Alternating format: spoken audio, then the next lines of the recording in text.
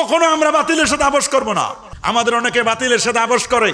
সুবিধাবাদ জিন্দাবাদ, কি বলেন? সুবিধাবাদ জিন্দাবাদ হওয়া যাবে কি? সুবিধাবাদ জিন্দাবাদ হওয়া যাবে? যেখানে যেমন বৃষ্টি পড়ে ওইখানে ওইরকম ছাতা ধরি আমরা। সব জায়গা যাওয়া যাবে না। কি বলেন? সব জায়গা যাওয়া যাবে? সব জায়গা যাওয়া যাবে না, সব কথা বলা যাবে না। এজন্য সাবধান, আমাদেরকে ভালো করে বুঝে নিতে হবে। আমাদের কোরআনের তেলাওয়াত বাড়াতে হবে। বলেন কোরআন তেলাওয়াত বাড়াতে হবে কিনা? বাসায় বলবেন যে প্রথমে ফজর নামাজের পর ফজর নামাজ পড়ে কমপক্ষে সূরা ইয়াসিনটা তেলাওয়াত করবা, কমপক্ষে সূরা ইয়াসিন তেলাওয়াত করবা। রাতের বেলা ঘুমানোর আগে সূরাতুল মুলক তেলাওয়াত করেন, তাবারাকাল্লাযী বিয়াদিহিল মুলক, অল্প কয়েকটা আয়াত তেলাওয়াত করেন, কবরে আযাব হবে না। সূরা ইয়াসিন তেলাওয়াত করেন, 40 দিন পড়বেন, প্রতিদিন ফজর নামাজের পর তেলাওয়াত করবেন, যত জটিল কঠিন রোগ সব দূর হয়ে যাবে, মনের আশা আল্লাহ পূরণ করে দিবেন। মাগরিবের পর সূরাতুল ওয়াকিয়া তেলাওয়াত করেন। কি? সূরা ওয়াকিয়া তেলাওয়াত করেন। কোরআনের তেলাওয়াত আমাদের নাই, কোরআনের তেলাওয়াত আমাদের নাই। নবীর প্রতি দরুদ শরীফ পড়ি না, আমরা সুন্নি সাজি। আমরা বলি আমরা সুন্নি, নবীর সুন্নতের ধার ধারি না, ফরজ পড়ে দৌড় মারি, শুধু 2 রাকাত পড়ে চলে যাই। এরকম সুন্নি হলে হবে না, নামে সুন্নি হলে হবে না, আমলে আকীদায় সুন্নি হতে হবে। কথা বলেন? আমাদের পর্দা নাই, পর্দা পুশিদা নাই, আমাদের পর্দা ঠিক করতে হবে, মা বোনদেরকে পর্দায় রাখতে হবে। আমরা দাবি করি আমরা সুন্নি, আমার সন্তানকে আমি মাদ্রাসায় পড়ানা, ব্যারিস্টার পড়াই, লয়ার বানাবো, অ্যাডভোকেট বানাবো, এই বানাবো এই বানাবো। বানান আপনি, আপনার একটা সন্তানকে কমপক্ষে মাদ্রাসায় দেন, একটা ছেলেকে মাদ্রাসায় দেন, বাসায় পর্দা করেন, দেখবেন আপনার জীবনের মধ্যে পরিবর্তন হবে। হারাম খাবার, আরে মাবুদ, হালাল খাবার তো খুঁজেই পাওয়া যায় না। সমাজের মধ্যে সুদ, ঘুষ, বেপরদাগিরি, বেহাপনা, বেলাল্লাপনা অহরহ চলে।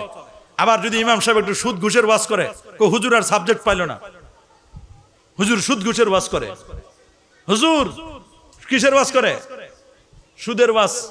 সুদ খাবেন না, সুদে 73টা গুনাহ, সবচেয়ে ছোট্ট গুনাহ নিজের মায়ের সাথে জানা করা। আসে হুজুরকে ধরছে, হুজুর আপনি যে সুদের ওয়াজ করলেন, আপনি তো আমাকে টার্গেট করে ওয়াজ করছেন, আপনি মনে জানেন যে আমি সুদ খাই? হুজুর বলছে আমি তো জানি না কোন মুসল্লি, আমি তো কোরআন হাদিসের ওয়াজ করছি। কথা বলেন? বলে হুজুর আপনারা যদি এরকম ওয়াজ করেন আমরা যাবো কোথায়? বলে কি হয়েছে? গতদিন ডাক্তার দেখাইছিলাম। কি বলছে? বলে ডাক্তার বলছে চিংড়ি মাছ খাবেন না, গরু গোস্ত খাবেন না, খাসির গোস্ত খাবেন না, আর আজকে আপনি বলেন সুদ খাবেন না। আমি কি প্রতিদিন সুদ খাই? আর খুব বেশি খাই নাকি?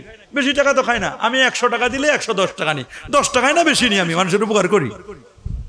চিন্তা করে দেন, কি খাবো হুজুর? চিংড়ি মাছ খাওয়া নিষেধ, গরু গোস্ত খাওয়া নিষেধ, খাসির গোস্ত খাওয়া নিষেধ, একটু সুদ খাই, বেশি কিছু খাই না, তা অল্প খাই, বেশি খাই না। নাউজুবিল্লাহ বলেন। সুদ অল্প খাওয়া যাবে? সুদে 73টা গুনাহ, সবচেয়ে ছোট্ট গুনাহ নিজের মায়ের সাথে জেনা করা। নাউজুবিল্লাহ বলেন, আরো জোরে বলেন নাউজুবিল্লাহ। সাবধান, সাবধান, হারাম খাইলে কোনো আরাম নাই। মনে রাখবেন, হারামে কি নাই? আরাম নাই, আছে বেরাম। হারামে কোনো আরাম নাই, আছে বেরাম। 5 লাখ টাকা আপনি ঘুষ খাইছেন। কত?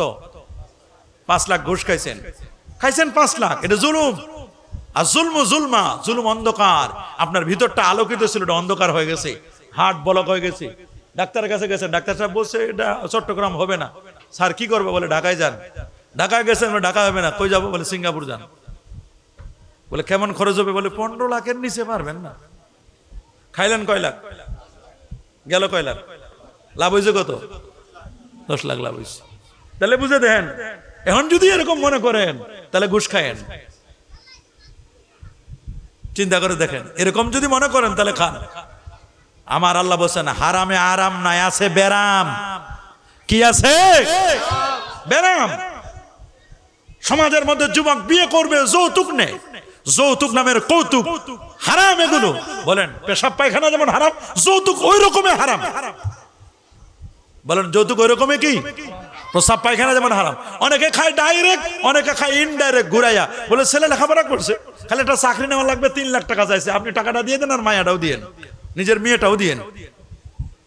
যে মেয়েটাকে 18 বছর পর্যন্ত লালন করলো, পালন করলো, 3 লাখ টাকাও দিতে হবে, মেয়েটাকেও দিতে হবে। ওর মেয়েটাই তো দিয়ে দিল তোমার কাছে মেয়া সাহেব, তারপর তুমি আবার 3 লাখ টাকা ডাকাতি করলে কেন?